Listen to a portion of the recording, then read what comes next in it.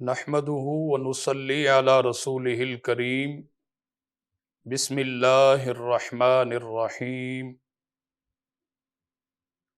صلاة وسلاما عليك يا سيدي يا رسول اللہ۔ محترم ناظرین کرام، ہماری اصلاح احادیث کی روشنی میں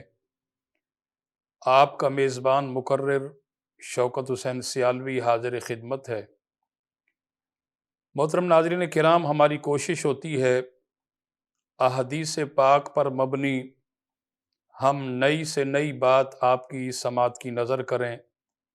تاکہ ہمیں دین مبین کے حوالے سے، قرآن و سنت کے حوالے سے معلومات بھی ہو جائے اور بہت سارے مسائل سیکھنے کو، سمجھنے کو اور اپنے ذہنوں میں محفوظ کرنے کو بھی مل جائیں۔ تو آج کا جو ہمارا ٹاپک عنوان ہے وہ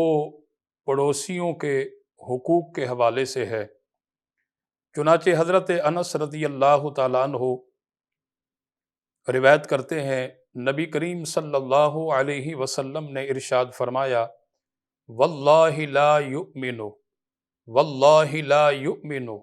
واللہ لا یؤمن، خدا کی قسم وہ مومن نہیں ہو سکتا، خدا کی قسم وہ مومن نہیں ہو سکتا، خدا کی قسم وہ مومن نہیں ہو سکتا۔ جب نبی کریم علیہ الصلاۃ والسلام نے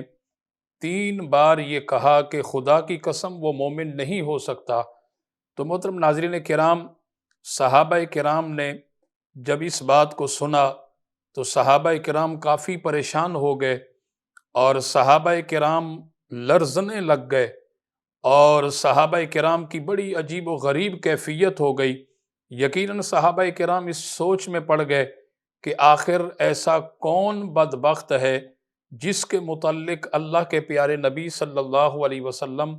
قسم کھا کر یہ کہہ رہے ہیں، واللہ لا یؤمن، خدا کی قسم وہ مومن نہیں ہو سکتا، خدا کی قسم وہ مومن نہیں ہو سکتا۔ تو صحابہ کرام نے اس پریشانی اور اس معاملات کو دیکھ کر کے آقا کریم علیہ الصلاۃ والسلام کی بارگاہ میں عرض کی کہ یا رسول اللہ، آپ یہ ارشاد فرما رہے ہیں کہ خدا کی قسم وہ مومن نہیں ہو سکتا، وہ کون ایسا شخص ہے جس کے متعلق آپ ارشاد فرما رہے ہیں؟ تو میرے اور آپ کے پیارے نبی صلی اللہ علیہ وسلم نے ارشاد فرمایا کہ وہ شخص مومن نہیں ہو سکتا، وہ شخص مسلمان نہیں ہو سکتا جس کی ایذا سے اس کا پڑوسی محفوظ نہ ہو۔ اب محترم ناظرین کرام، آپ ذرا اس حدیث پاک پر غور کریں، یعنی پڑوسیوں کے حقوق کتنے اہم ہیں اور کتنے ضروری ہیں، جو کہ ہم ان تمام چیزوں کو نظر انداز کر دیتے ہیں اور بس اوقات ہم سمجھنا ہی نہیں چاہتے، اور اگرچہ ہمیں پتہ بھی ہو ان تمام چیزوں کے بارے میں تو اس کے باوجود ہم بہت ساری چیزوں کو اگنور کرتے ہیں، نظر انداز کرتے ہیں، جبکہ ایسا نہیں ہونا چاہیے، اور ہم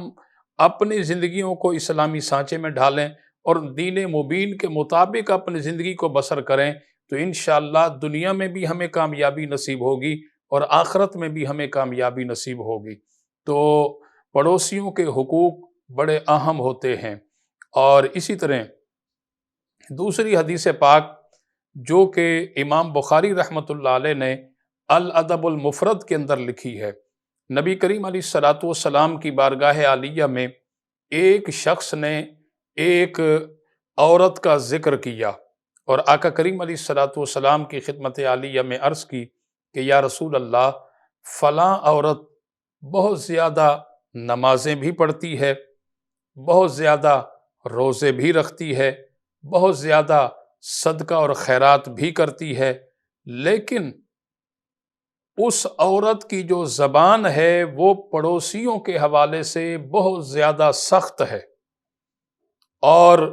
وہ عورت اپنے پڑوسیوں کو بہت زیادہ تکلیف پہنچاتی ہے۔ یا رسول اللہ، کیا وہ جو نماز پڑھ رہی ہے، صدقہ خیرات کر رہی ہے اور روزے رکھ رہی ہے، کیا اس کا اس سے فائدہ ہوگا؟ آقا کریم علیہ الصلاۃ والسلام نے ارشاد فرمایا، ہیا سرکار نے ارشاد فرمایا من اہل النار، فرمایا کہ وہ جہنمی ہے، ہیا من اہل النار، وہ جہنمی ہے، وہ جہنم میں جائے گی، اس کی نماز، اس کا روزہ اور صدقہ خیرات وہ تمام کا تمام رد ہو جائے گا، اس کی یعنی ساری کی ساری عبادت رد کر دی جائے گی، اس کا کوئی عمل، کوئی نیکی اللہ کے ہاں قابل قبول نہیں ہوگی، لہٰذا ہیا من اہل النار، اسے جہنم میں ڈالا جائے گا اور وہ جہنم میں جائے گی۔ اسی طرح آقا کریم علیہ الصلوۃ والسلام کی خدمت عالیہ میں ایک اور عورت کا ذکر خیر کیا گیا۔ حضور کی بارگاہ میں عرض کی گئی کہ یا رسول اللہ صلی اللہ علیہ وسلم، فلاں عورت جو کہ بہت زیادہ صدقہ خیرات بھی نہیں کرتی اور بہت زیادہ نفلی عبادات بھی نہیں ہیں، بس وہ معمول کے مطابق جو فرائض نماز واجبات اس کے ذمہ ہیں وہ فرائض تو پڑھتی ہے اور واجبات بھی ادا کرتی ہے، لیکن بہت زیادہ وہ نفلی عبادت نہیں کرتی اور بہت زیادہ صدقہ خیرات بھی نہیں کرتی، لیکن وہ کبھی کبھی پنیر کے ٹکڑے لوگوں کے اندر تقسیم کرتی ہے۔ تو یا رسول اللہ، ایسی عورت کے بارے میں کیا حکم ہے؟ تو آقا کریم علیہ الصلوۃ والسلام نے ارشاد فرمایا ہی فی الجنہ، فرمایا کہ اس کے اس عمل کی وجہ سے وہ جنت میں جائے گی، اللہ کریم اسے جنت میں داخل فرما دے گا۔ تو اس لیے محترم ناظرین کرام،